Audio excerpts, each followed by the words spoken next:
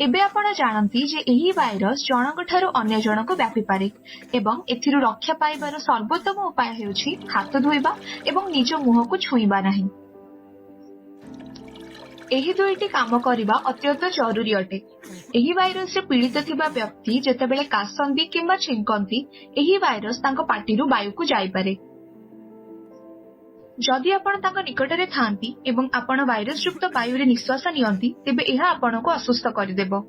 जदि आपण काहाकू कासुथिबा किंबा छिंकुथिबार देखंती तेबे सेमानक ठारू दूररे रुहंतु।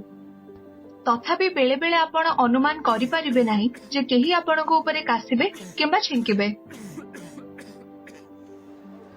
एही भाइरस को एडाइबार सर्वोत्तम उपाय हेउछि वर्तमान पई अन्य लोकंकठू दूररे रहबा।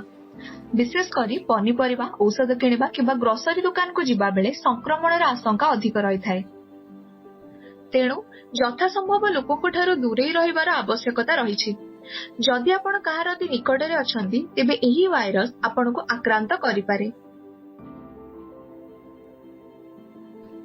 आपण जानि पारिबे जदि आपण काहा सहित अति निकटतर अछंती जदि आपण तांकठू 3 पाद कम दूररे अछंती किंबा आपण आपणकर बाहु विस्तार करी तांको सहजरे स्पर्श करि पारुछंती।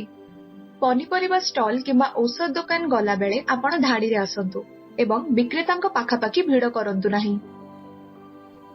निज पछरे आसुथिबा व्यक्ति को निज पाळी आसीबा पर्यंत अपेक्षा करिबाकू कुहंतु एवं तांको एहा मध्ये बुझांतु जे भाइरस रे आक्रांत हेबा ठारू किछि समय अपेक्षा करिबा बरं भलो।